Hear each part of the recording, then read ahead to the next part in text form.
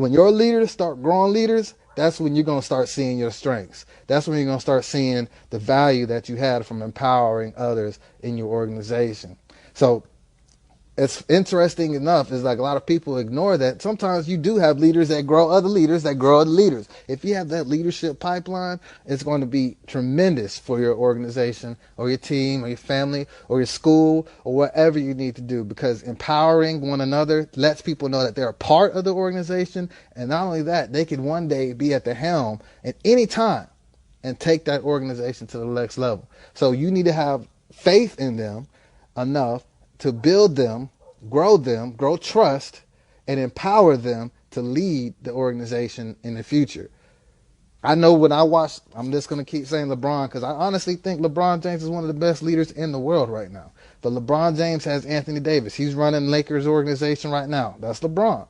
But the next step is going to be Anthony Davis, and everybody knows that. So what does he do? He's empowering him, teaching him, growing him, teaching him how to become that leader, that guy that has to make it through the playoffs. That guy has to deal with adversity. That guy has to deal with those problems, even as a superstar in the NBA. So what you need to understand is empowering your leaders, empowering everyone around you is important, vitally important to building a strong team. What's going on?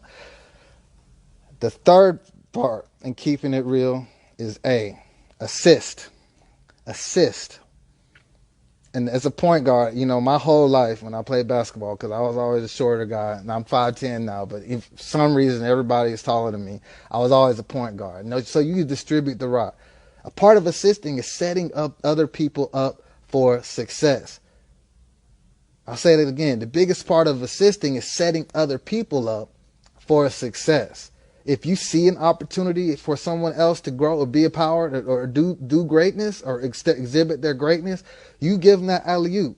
One of the biggest sports that are out there right now is volleyball. They have the bump, set, spike, all those things. It's important to set somebody up for success so they can spike that down. So if you look to assist all of your teammates, everyone that's around you, look to set them up for success. And the way you do that is you have to know what they want. You have to know what they determine as success. Some people might see success as the championship gold medal or $1 million or whatever they do. But you have to understand everybody's idea of success is different. It's just different. Sometimes you have to be able to understand that. And when you understand that, you can keep them focused on that and set them up for success with that forward pass. When you have the ball in your hands, give it that dribble. I think what Stockton was LeBron's about to be the number one assist leader in the world. So assist is key to keeping it real, and it's key to having a successful and strong team.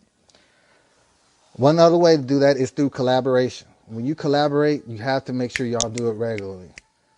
Collaboration is key. Observations, assisting, making sure that people are able to see each other, modeling for each other, making sure people know how to make things happen. You can't just sit and have everybody on an island and expect to have a great team. So you need to make sure that you're always collaborating. And when you do collaborate, it has to be, regularly. I mean, over meet. And this is what people say, well, we don't want to always have to meet, and go to certain places. Now you have no excuses.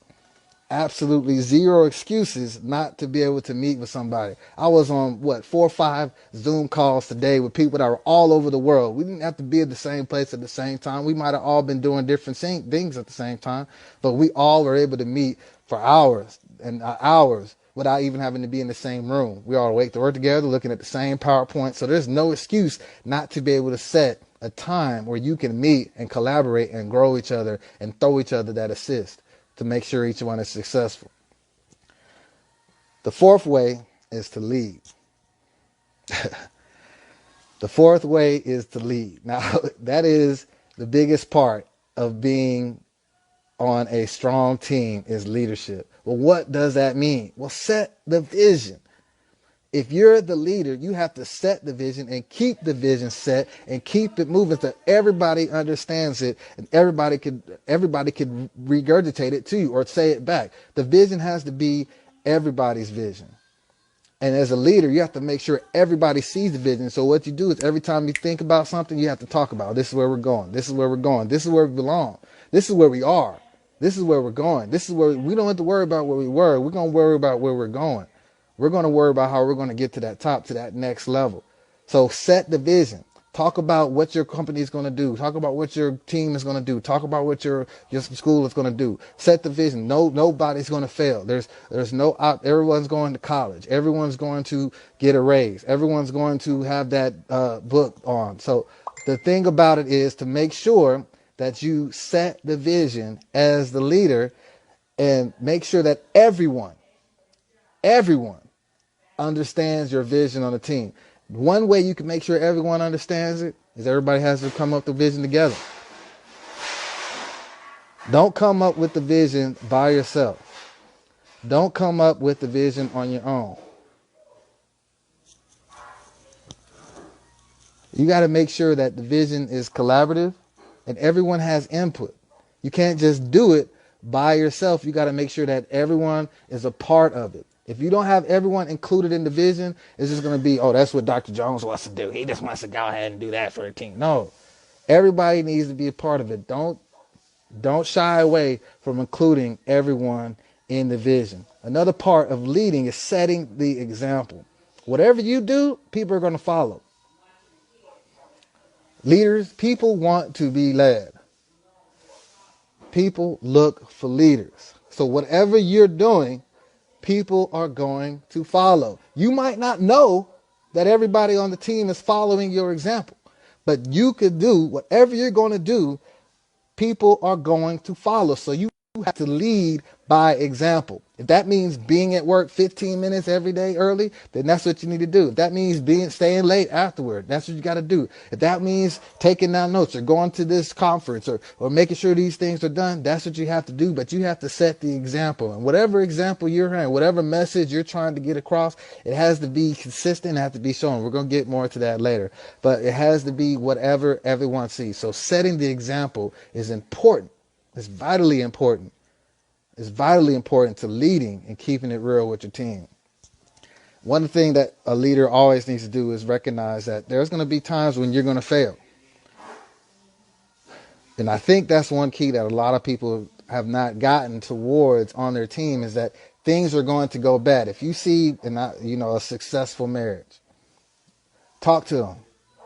They fail and have arguments and challenges and obstacles all the way throughout their marriage, all the way throughout there, but they stay together because they know and anticipate and they recognize that there's going to be points where there's going to be problems. There's going to be points where things aren't going to go right. There's going to be points where things aren't going to be exactly hunky-dory for everyone. So be ready to fail and acknowledge failure, but be able to push through failure and recognize that that's only temporary and failure is just the opportunity to go on to the next one or to move on better. And you always have to emphasize that failure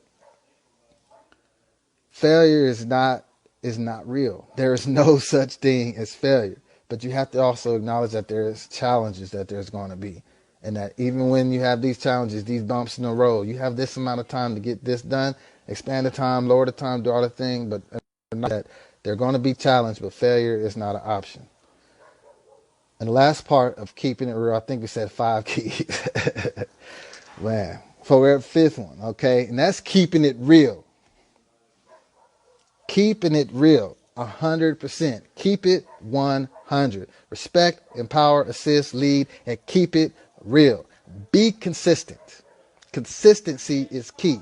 Consistency is going to drive your organization to the next level. Getting up, doing the same thing, making sure your schedule is locked in and make sure that there has to be differences or changes, that everyone understands that, because you have to be consistent. Everything you do with your actions, how you treat one another. Don't treat somebody with favoritism. Always look to make sure you empower others. Don't put your favorites up and say, this person is always going to get this. No. Always be consistent. Make sure everybody understands that you're going to keep it 100 with them all the time. That is led by integrity and honesty. That means you can't lie. That means you can't tell people. So you got to be honest and true from the very get. You see, because even if you take an example of what we have right now in our biggest leader in our world right now, he's not being honest. And so right now, guess what's happening? His team is falling off. His team is saying, hey, we're not going to be a part of this. His team is blowing up. Everybody's writing a book about it. Oh, he was horrible. He was mean. He was horrible. He was this. He was that. Because he wasn't being honest. Not saying this man was leading for years or whatever organization he was, but at this point he chose not to be honest with his team, and guess what's happening? They're going to turn on you, and for whatever reason, your strong team just became your worst nightmare, and you need to make sure that everything you do is led with honesty, integrity, and leading with character. Make sure that you know that even when they're not watching, they're still watching. So keeping it real is keeping it honest and telling people, hey, this is what happened. We had to make this change because of this. We had to make this change because of that. And being transparent with them is always going to be a way to do that. Okay, so keeping it real, keep it real is the best way to have a strong team. Keep it real, respect. First and foremost, respect everyone on your team. Empower everyone on your team. Assist everyone on your team, and lead by example. Set the vision, set the goals, and you will have a strong collaborative team. I appreciate everyone for tuning in today. I hope y'all could like this and share this with your friends. If you enjoyed this, let me know. I'm going to do this every Wednesday. I wanted to get on and just start having these classes where we kind of just discuss things that are going on and pertinent. And just, I want to empower my friends. You know what I'm saying? I always said, if I'm doing it, I want to be able to do this. And I just know I have leaders out there. I have people that are, doing great things. And I want to help them do better. And I want to help you all do better. I want to help build your teams to transform your organizations as well. So thank you all. I hope you have a great and beautiful day. I think it's Whatever It Takes Wednesday. And love you all and have a good night.